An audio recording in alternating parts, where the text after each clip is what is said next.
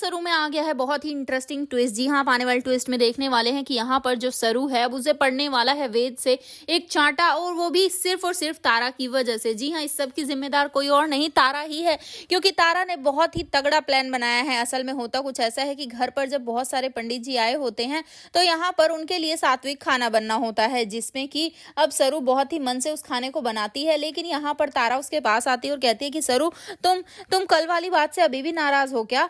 जिसके बाद सरू उससे बात नहीं करती और मुंह फेर कर खाना बनाने लग जाती है। वहीं पर वेद होता है और वेद से फिर कहती है तारा कि कहीं ऐसा ना हो कि सरू गुस्से में खाना बनाए और उल्टा सीधा खाना बन जाए। जिसके बाद यहाँ पर अब वेद वो परेशान हो जाता है, क्योंकि वो तो चाहता है कि सरू 3 दिनों के अंदर तारा से माफी मांग ले, वरना तो वो कुछ और ही कर बैठेगा। जी हाँ, यहाँ पर सरू ने भी साफ साफ कह दिया है कि वो बिल्कुल भी तारा से माफी नहीं मांगेगी, क्योंकि जो कुछ भी हुआ था उसमें उसकी गलती थी ही नहीं, सारी गलती सिर्फ और सिर्फ तारा की थी।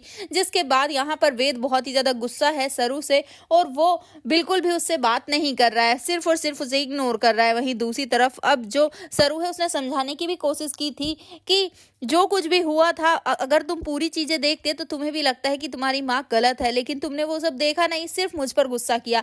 जिसके बाद वेद उसकी बात नहीं सुनता और कहता है कि मैंने तो बोल दिया तुमसे, सिर्फ 3 दिन है तुम्हारे पास, तुम्हें जो करना है करो, मुझे जो करना है आगे वो मैं कर लूंगा। जिसके बाद यहाँ पर अब जब वो सात्विक खाना बनना होता है तो वो पूरा खाना जल जाता है। यहाँ पर अब सरू परेशान हो जाती है कि आखिर ये खाना सही कैसे होगा, लेकिन यहाँ पर अब सरू वो सब कुछ सही भी कर देगी और सारे पंडित जी को अच्छे से खाना भी खिलाएगी। लेकिन इसके बाद तारा चलेगी एक बड़ी चाल जिसमें फंस जाएगी सरू, और यहाँ पर वेद उसे एक जोरदार चांटा मार देगा। तो अब देखना इंटरेस्टिंग होगा क्या इसके बाद सरू इस घर को छोड़कर चली जाएगी या फिर अब तारा को सबक सिखाएगी। वेल, आपको क्या लगता है हमें कमेंट करें। ऐसे ही खबरों से जुड़े रहने के लिए आप हमारे चैनल को जरूर सब्सक्राइब कर लें।